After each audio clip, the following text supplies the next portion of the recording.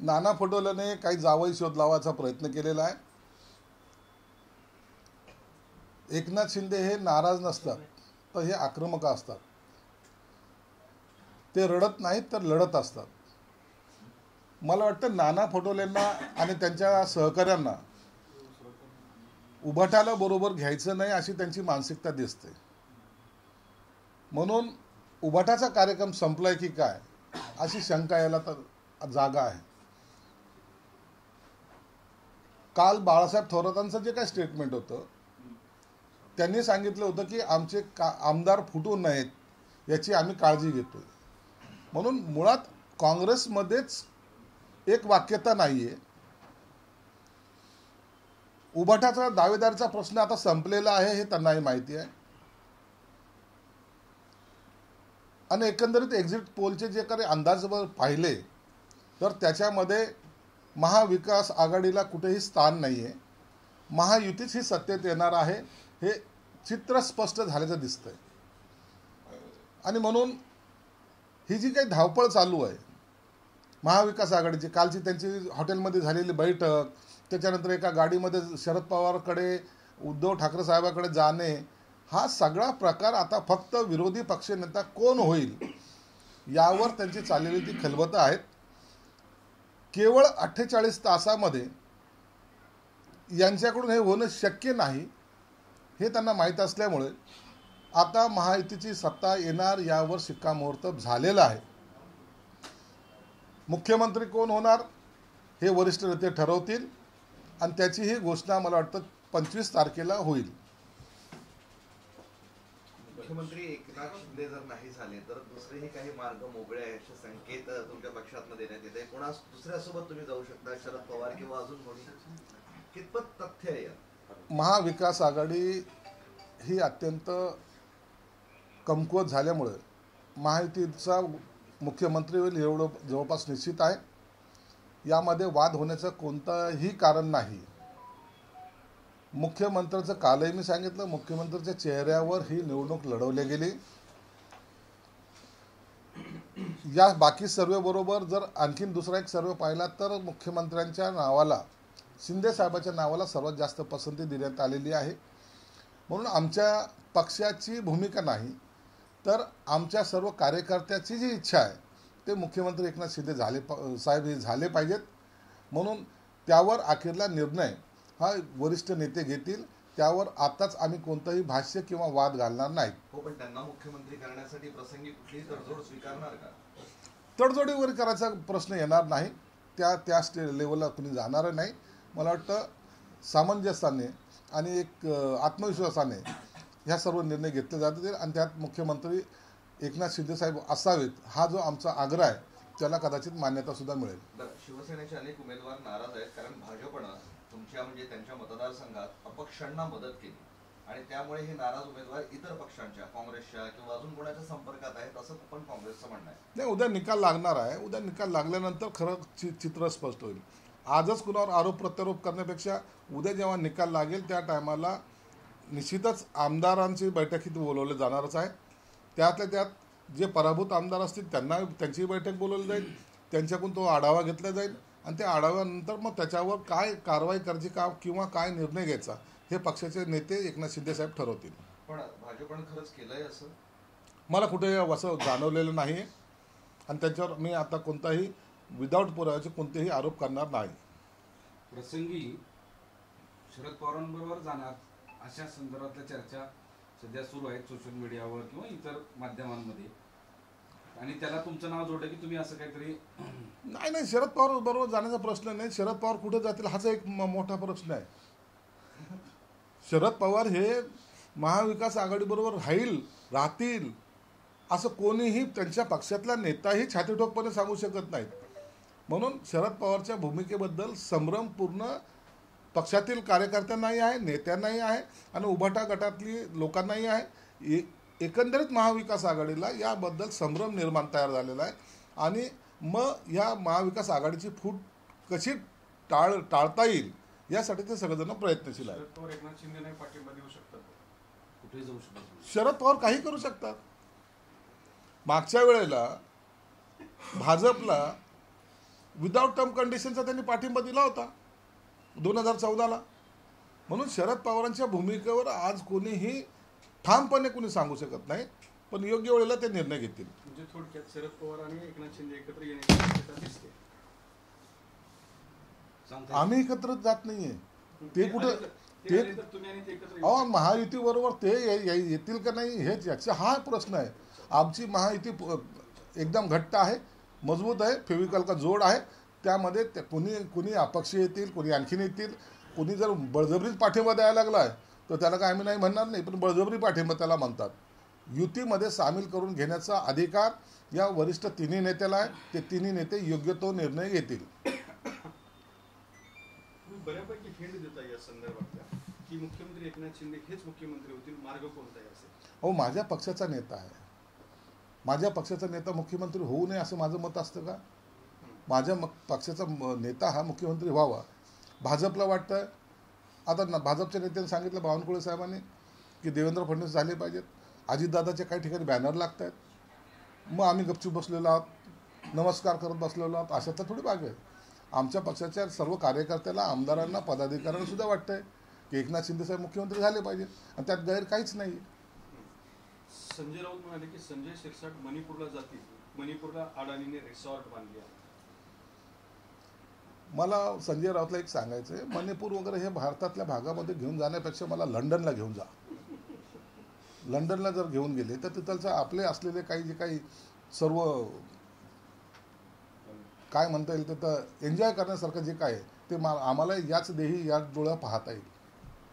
अचानक टक्केवारीमध्ये वाढ झालेली आहे. इलेक्शनच्या सुरुवातीला 66.5 टक्केवारी होती, नंतर 65.11 झाली, नंतर 65.2 झाली आणि शेवटी पुन्हा 66.5 करण्यात आली.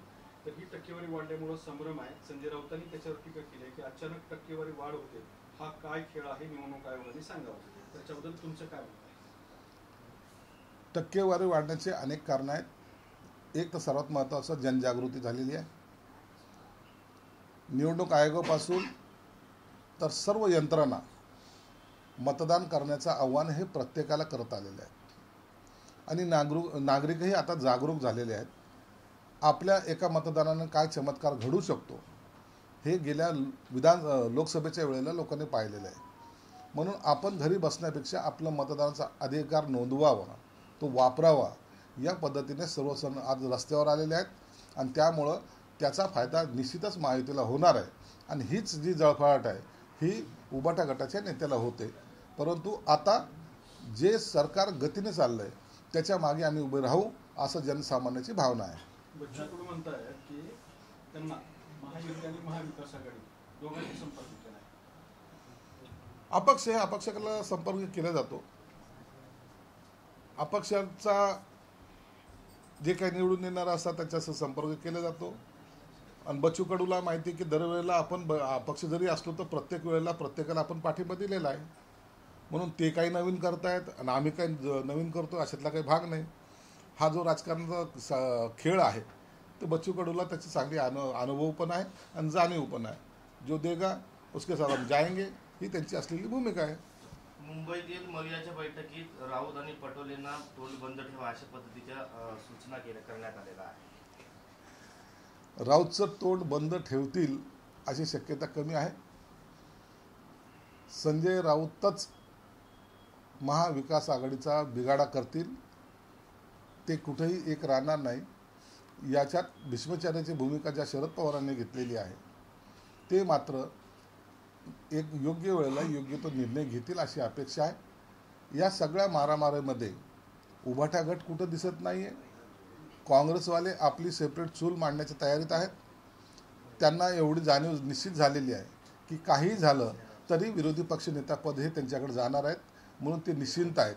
बाकीच्यांनी काय करायचं हा त्यांचा वैयक्तिक प्रश्न आहे. मागच्या वेळेस असं म्हणाले होते की तुम्ही संजय राऊतांच्या बोलण्यामुळे, संजय राऊतांच्या वर्तनामुळे सत्ता आमच्या हातात आली. यावेळेस त्यांच्यामुळे येणार आहे का तुमच्यामुळे येणार? संजय राऊतला तर आम्ही थँक्स म्हणतो. संजय राऊतने जी काही महाविकास आघाडीची वाट लावली ना, मला वाटतं घर का भेदी लंका ढाय हा जो प्रकार आहे संजय राऊत सारख्या लोकांनी केलेला आहे. स्वतःचा TRP जरूर त्यांचा वाढला आहे, परंतु महाविकास आघाडीला त्यांनी पार खड्ड्यात टाकलं आहे. याची सर्वांना जाणीव झालेली आहे. म्हणून आता असे लोक त्यांच्याकडे असणं हे आमच्यासाठी सुद्धा एक चांगला शुभ शकून आहे. विदर्भामध्ये जे निवडून येणारे आमदार आहेत त्यांना त्यांची सावध भूमिका काँग्रेसने घेतलेली आहे. त्यांना बजेटी वार हे एअरलिफ्ट करणार आहेत अशा पद्धतीची माहिती समोर आलेली आहे. एअरलिफ्ट करतात ते काय आजारी आहेत का? अहो, एखाद्या पक्षाचा आमदार इतरांकडे जाणं किंवा गायब होणं हा छोटा प्रकार नाही आहे. लोकप्रतिनिधी आहेत ते. उठाव अशा पद्धतीने केलं जात नाही किंवा आमदार अशा पद्धतीने पळून जात नसतात. मला वाटतं स्वतःच्या आमदारावर विश्वास न ठेवता हे एअरलिफ्टिंग जे करतायत हे चुकीचं आहे. त्यांच्या स्वाभिमानाला ते ठेस आहे. म्हणून असं न करता सरळ सरळ बोलवा ना त्यांना. ते येतील, जे निवडून आलेले ते येतील, तुम्हाला भेटतील. मग तुम्हाला कोणत्या हॉटेलमध्ये ठेवायचा तो निर्णय घेतला पाहिजे. परंतु असे एअरलिफ्ट करण्याचे प्रकार आता जर करायला लागले तर याचा घोडेबाजारीला ऊत येण्याची शक्यता नाकारता येते. प्रकाश आंबेडकरांनी असं वक्तव्य केलं आहे की सत्ता स्थापन करू शकणाऱ्यांना आम्ही पाठिंबा देऊ. तुम्ही कसं बघता? निश्चित त्यांची चांगली भूमिका आहे. सत्तेमध्ये राहून पक्षाचा विस्तार करता येतो. सत्तेमध्ये राहून ज्या मतदारसंघामध्ये लोकांना आपण आश्वासन दिलेत परंतु तिथं आपले उमेदवार आले नाहीत तिथेही काम करता येतात. म्हणून प्रकाश आंबेडकरांनी चांगली भूमिका घेतली. त्यांचं आम्ही स्वागत करतो. संजय राऊत म्हणाले की प्रकाश आंबेडकरांचे 50 ते 60 आमदार निवडून आले तर आम्ही त्यांना संपर्क करू. संजय राऊतने हे त्यांना दिलेला त्यांचा टोमणे किंवा त्यांचा केलेला हा अपमान आहे. मला वाटतं अशा प्रकारे एखाद्या नेत्याचा अपमान करणं हे गैर आहे. एकेकाळी त्यांचे पाय धरायला पाय चेपायला हेच लोक गेले होते. त्यांना हाजी करायला हेच लोक गेले होते. आणि अशा एका बाबासाहेबांच्या नातूचा अपमान हा तमाम दलित समाजाचा अपमान आहे असं मी मानतो. वेळेत निर्णय झाला नाही तर भाजपवाले गौतम अदानीला सुद्धा मुख्यमंत्री करतील असं म्हणतात संजय राऊत. गौतम अदानीला करू का अंबानीला करू आणि नाही जमलं तर तुमच्या राजपुत्राला करू. त्याची चिंता तुम्ही करू नका. कुणाला मुख्यमंत्री करायचा हा निर्णय घ्यायचा अधिकार आम्हाला आहे. एवढं त्यांनी मान्य केलंय की सत्ता आमची येणार आहे हे काही कमी नाही आहे. राज्यपाल भवनात भाजपची शाखा चालते. आमच्या वाटेला बहुमत आलं तरी आम्हाला रोखण्याचा प्रयत्न करतील मात्र आम्ही तरीही सत्ता स्थापन. अहो, जे निवडून येतात त्याची यादी अख्खा महाराष्ट्र जाणतो. त्याचे किती निवडून आलेत ही यादी समोर असते. हा निव्वळ विद्यार्थ्यांनी केलेला आरोप आहे. जो शाळेत गेला नाही तो आजकाल इतिहासावर बोलायला लागला त्याच्यातला हा प्रकार आहे. म्हणून ज्यांना माहितीच नाही आहे ही प्रोसेसचा भाग त्यांनी असं उदाहरण देणं हा मूर्खपणाचा कळस आहे. महायुती जर बहुमतापासून दूर राहिली तर आता सावध भूमिका घेतली जाते. छोटे मोठे जे पक्ष आहेत त्यांची मोड बांधण्याचा प्रयत्न तुमच्याकडून सुरू झाला आहे अशा चर्चा सुरू आहे. आम्ही तर पहिले सांगितलं महायुती जरी बहुमतात आली तरी जे अपक्ष आमच्याबरोबर येऊ इच्छितात त्यांना आमचे दरवाजे उघडे आहेत. त्यांनी यावं, त्यांचं आम्ही स्वागत करतो. आम्ही सुद्धा काही अपक्षांच्या संपर्कात आहोत. आम्ही हे नाकारत नाहीत.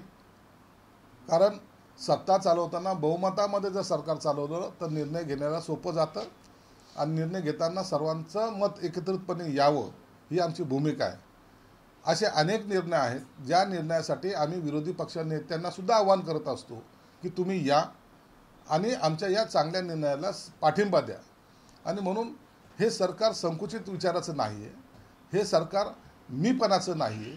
हे सरकार हुकुमशाहीचं नाही तर हे लोकांचं सरकार आहे आणि त्यामध्ये निर्णय घेताना प्रत्येकाचा सहभाग असला पाहिजे असं आम्ही मानणारे मधले आहोत. कालच्या बैठकीमध्ये नाना पटोले नव्हते. ते बरंच काही सांगून जाते की मवियामध्ये सध्या काय स्थिती आहे. स्थिती चांगलीच आहे त्यांची. नाना पटोलेला माहिती आहे जरी त्यांना मुख्यमंत्री पद मिळालं नाही किंवा त्यांची सत्ता आली नाही तरी ते विरोधी पक्षनेता पदावर ते राहणार आहेत. आणि जर विरोधी पक्षनेता जर अनाशा काँग्रेसकडे येत आहे तर त्याच्यासाठी त्यांना इतकी आटापिटा करायची गरजसुद्धा नाही. म्हणून नाना पटोले गेले जरी नाही तरी ते विरोधी पक्षनेते होतील अशी मला अपेक्षा आहे. 26 नोव्हेंबरच्या रात्री 12 वाजेपर्यंत किंवा त्याच्या आत सरकार जर स्थापन नाही केलं तर 26 नोव्हेंबरला रात्री 12 वाजता राष्ट्रपती राजवट लागण्याची शक्यता. ही कायदेशीर पेच आहे.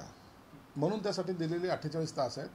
48 तासामध्ये बहुमताचा जो आकडा आहे तो राज्यपालाकडे सादर करावा लागतो. राज्यपाल त्याला मंजुरी देते आणि त्यांनी त्यांच्या प्रोटोकॉलनुसार जी वेळ दिली जाते त्यावेळेला हे शपथविधी ग्रहणचा समारंभ होतो. परंतु मीनवाईल त्या पिरियडमध्ये जर याद्या जर आल्या नाही तर राष्ट्रपती राजवट ही 2-4 दिवसासाठी का होईना हा कालखंड बाधित न होता त्याला राष्ट्रपती राजवटचं नाव देऊन 2-4 दिवसासाठी पुढे मागे हे होऊ शकतं. हा राज्यपालाचा अधिकार आहे. राज्यामध्ये निवडणुकीची वादग्रस्त कटेंगे ते पटंगे धर्म त्या संदर्भात केंद्रीय निवडणूक आयोगाने राज्य निवडणूक आयोगाला अहवाल मागितलेला आहे या सगळ्या वादग्रस्त विधानांचा आणि त्याची छाननी करून त्याच्यावर कारवाई सुद्धा केली जाणार आहे. काय त्यात काय कारवाई काय करणार आहे? एक हे तर सेफ आहे. भारतातला नागरिक हा एक असला पाहिजे. एक असला तर तो सेफ आहे. चुकीचं काय वक्तव्य? आणि बटेंगे तो कटेंगे हेही त्याच पातळीवरची घोषणा आहे. कुणी कसा अर्थ घ्यायचा हा त्याचा प्रश्न आहे. म्हणून राज्य सरकारला जी काही नोटीस पाठवली त्याचं योग्य उत्तर दिलं जाईल. आणि मला वाटतं या दोन्ही वाक्याचा अर्थ ज्याच्या त्या पद्धतीने लोकांनी घेतलेला आहे. नागपूरला आणखी सरकार स्थापन होणं बाकी आहे. मात्र नागपूरला हिवाळी अधिवेशनाची तयारी सुरू झाली आहे. बंगल्यांची साफसफाई सगळं कलरिंग वगैरे सगळी व्यवस्था करणं सुरू झाली आहे. हे रुटीन आहे. 29 तारखेनंतर त्या 26 तारखेनंतर नागपूर अधिवेशनाची घोषणा सुद्धा केली जाईल. नागपूर अधिवेशन हे 31च्या दरम्यान 31 डिसेंबरच्या पूर्वी हे 15 दिवसाचं अधिवेशन हे नागपूरला भरवलं जात असतं दरवर्षीप्रमाणे. याही वर्षी ते त्या पद्धतीने अधिवेशन नागपूरला होणार आहे. समीर वानखेडेंनी नवाब मलिक यांना अटक करावी यासाठी न्यायालयात याचिका दाखल केलेली आहे. नवाब मलिक खुलेआम फिरतायत आणि माध्यमांना मुलाखती देत आहेत की त्यांच्या जामिनाच्या अटी शर्तींच्या विरोधात आहे त्यामुळे त्यांना अटक करावी अशी समीर वानखेडेंची मागणी. नवाब मलिक हे तब्येतीच्या कारणामुळे त्यांना मिळालेला जामीन होता. त्यांची तब्येत ठीक नाही आहे. किडन्या फेल झालेल्या आहेत. हार्टचा प्रॉब्लेम आहे अशी कारणं दाखवून त्यांना जामीन मिळाला होता. परंतु एकंदरीत पाहता त्यांनी निवडणुकी प्रचारामध्ये भाग घेतलेला आहे. जोरजोरात भाषणं केलेली आहेत. रॅल्या केलेल्या आहेत. हे तब्येतीचं कारण आता ते असू शकत नाही. म्हणून तो जो दिलेला जामीन ज्या आधारावर दिला होता मेडिकल ग्राउंडवर तो आता रद्द करावा आणि त्यांना पुन्हा जेलमध्ये पाठवावं. ही वानखेडेंनी केलेली भूमिका अत्यंत योग्य आहे. मला वाटतं त्याच पद्धतीने न्यायालयातसुद्धा योग्य तो निर्णय घेईल. खोके पार्ट 2 सुरू झाला आता. संजय राऊत म्हणाले की जे अपक्ष लोक आहेत संभाव्य त्यांना भाजप महायुतीने 50-50 कोटींच्या थैल्या पाठवून दिल्यात. 50 नाही 100 पाठवलेले आहेत. रावची माहिती चुकीची आहे. आम्ही 100 पाठवलेले आहेत. त्यांना ठेवायला जर जागा नसेल तर ते तुमच्याकडे पाठवतील किंवा तुम्ही जाऊन ते घ्या. मूर्खाच्या नंदनवन वावरणारे लोक यांना त्या गोष्टीची किंमतच नाही. अपक्षाच्या बोली लावायला लागलेले आहेत आता. म्हणून लोकांनी यांना जागा दाखवलेली. यांच्या तोंडात खोके आणि बोके याच्याशिवाय दुसरं काहीच नाही. म्हणून असे बिनबुडाचे आरोप करणं हा त्यांचा धंदा झालेला आहे. आणि हे धंदेवाईक लोकच राजकारणामध्ये सर्वांना कीड लावत आहेत. आणि त्यामुळं आज उबाटाची जी स्थिती झाली ना ही फक्त ह्या अशा स्टेटमेंटमुळे झालेली. घोडेबाजार होईल असं वाटत नाही. नाही कशाला घोडेबाजार. आम्ही बहुमतात आहोत. 26 तारखेला आम्ही सरकार स्थापन करतोय करणार आहेत. ते सिल्वर ओकवर जाऊन ते सरकार स्थापन करणार आहेत. तिथे एक जंगी पार्टी असणार आहे. राज्यपालाच्या भूमिकेमध्ये शरद पवार असतील आणि मुख्यमंत्र्याची पदाची शपथ हे संजय राऊत घेतील आणि उपमुख्यमंत्री जे आहेत त्या जितेंद्र आव्हाड असतील. अशी ती एकाधिकृत मंत्रिमंडळ आहे आणि ते स्वतः जाहीर केलेले ते मंत्रिमंडळाची शपथ हे सिल्वर ओकला होणार आहे. तुमच्या 50 म्हणजे सट्ट्या बाजारात सुद्धा संभ्रम आहे आणि संभाजीनगरच्या मतदारसंघात सट्टा बाजारात 50 कोटीचा सट्टा लागलेला आहे. देशात सट्टा लागत असतो. महाराष्ट्रात अनेक ठिकाणी लागला असेल. सट्टे बाजारावर काही लोकशाही थोडी चालते. त्यांनी जास्त इंटरेस्ट आहे सट्ट्या बाजारात. असू द्या चांगली गोष्ट आहे ना. असे तुम्ही विजयी व्हात म्हणून काही ठिकाणी पूजा सुरू करतायत लोक त्यावर तुमचं काय मत आहे? दुग्धाभिषेक वगैरे नाही असतं. प्रत्येक मतदारसंघामध्ये कार्यकर्ता हा आपल्या नेत्याशी कनेक्ट असतो. आपापल्या पद्धतीने आपापल्या भावनेतून कोणत्याही पक्षाचा असो तो ही त्याची भावना असते आणि त्या भावनेला मला वाटतं आपण साथ दिली पाहिजे. त्याला चुकीचं समजू नये कधी. बरं मतदान संपलंय. तुम्ही निवडून येताल अशी तुम्हाला अपेक्षा आहे. मंत्रिमंडळाचा विस्तार झाला तर आता संधी अपेक्षा आहे निश्चित मंत्रिमंडळाच्या पहिल्या यादीमध्ये मी असेल. इम्तियाज जलील म्हणाले की लोकसभेत माझा पराभव जनतेने केला नाही तर मुख्यमंत्री एकनाथ शिंदे यांनी हेलिकॉप्टरने इथं पैसे आणले होते त्याच्यामुळे माझा पराभव झाला. काल पत्रकार परिषदेत त्यांनी याचा आरोप केला. इम्तियाज जलील जे आलेले ना हैदराबादहून पार्सल, लोकांनी ते वापस पाठवण्याचा निश्चय केलेला आहे, चंग बांधलेला आहे. आताही मध्ये जो पराभव होईल त्या टायमाला इम्तियाज जलील हे शहर सोडून जाईल. मुस्लिमामध्ये भांडणं लावण्यामध्ये जी काय आघाडी यांनी घेतली होती त्या मुस्लिमांनी आता यांना नाकारलेलं आहे आणि त्याचा परिणाम एमआयएमचं बोऱ्या बिस्तार या ठिकाणी गुंडाळल्या जाईल आणि बॅक टू हैदराबाद असं त्यांचं एकंदरीत चित्र असेल. जरांगे फॅक्टरचं किती चाललंय जरांगे फॅक्टर या विधानसभेत असं तुम्हाला वाटतं? जरांगेंनी कधीही कुणालाही पाठिंबा किंवा कुणालाही विरोध असं कुठेही म्हणलेलं नाही. त्यांनी एकच सांगितलं की जो माणूस आपल्या आंदोलनाला सपोर्ट करत असेल किंवा ज्या लोकांनी आपल्या आंदोलनाची दखल घेतली असेल त्यांना तुम्ही मदत करा आणि त्या पद्धतीने समाजाने सुद्धा त्याच पद्धतीने मतदान केलं. म्हणून जरांगेंनी जी काही राजकीय भूमिका घेतली होती ती अत्यंत शांत, संयमी आणि चांगली होती. सी वोटरचा सर्वे आलेला आहे, त्यामध्ये महायुतीला 112, महाविकास आघाडीला 104 आणि अटीतटीच्या लढाईमध्ये 61 जागा अशा दाखवलेल्या आहेत. आता हे सगळे सर्वे आहेत. आजचा दिवस वाट पहा, उद्या सकाळी 11 वाजेपर्यंत सर्व पिक्चर क्लिअर होईल. मुंबईत महायुतीला 49% तर महाविकास आघाडीला 37% मिळण्याचा अंदाज त्यामध्ये दाखवण्यात आला. सर्व सर्वेचा उत्तरं उद्या आपल्याला मिळतील, म्हणून आता त्या सर्वेवर वारंवार भाष्य करणं योग्य नाही.